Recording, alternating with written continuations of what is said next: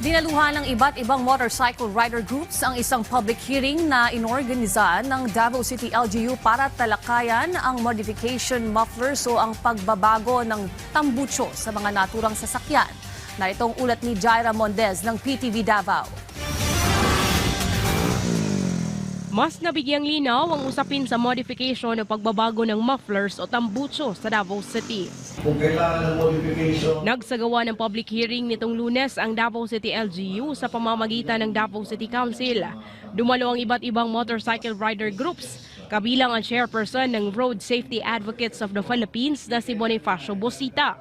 Dito tinalakay ang kaligtasan at maayos na pagbiyahe sa mga kalsada ng lungsod, gayon din ang pagtugon sa problema ng noise pollution o labis na ingay sa lansangan.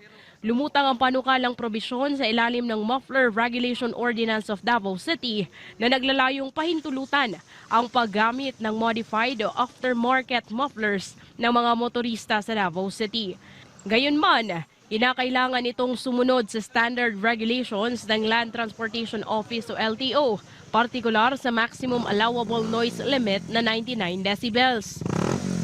Kaning aftermarket, dapat, una, nag-conform siya sa existing na LTO standards. Ung ikaduha, dili siya illegally modified as defined under sa atong muffler ordinance. So kung imuhang aftermarket, compliant siya, dili siya saba, nya walay illegal na modification, wala nimo gipakalkal, wala nimo gipabora-bora, pwede ra nimo gamiton diri sa City of Davao.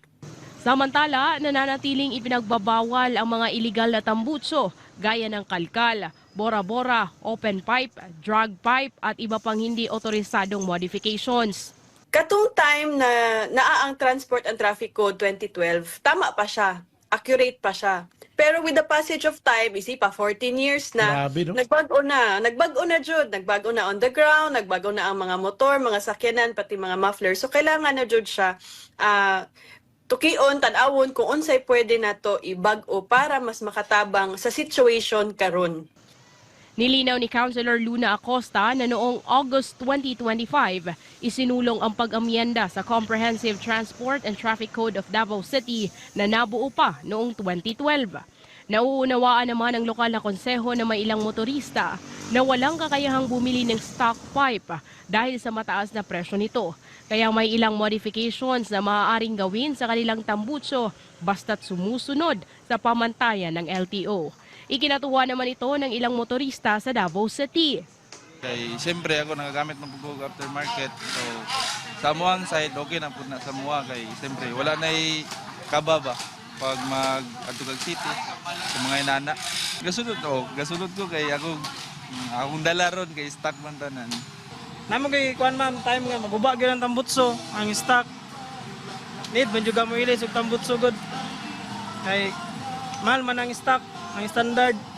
Samantala, tiniyak din ng mga nagbebenta ng tambucho na ang kanilang mga produktong ibinebenta ay sumusunod sa LTO standards. Yes, ma'am. Halinon siya sa kanang mga kanang mga normal lang gud nga mga motorista nga naga-use lang ko og kanang pang-work lang. Halinon siya, silabol pod siya. Mga pila atong price range ma'am pa 1.5.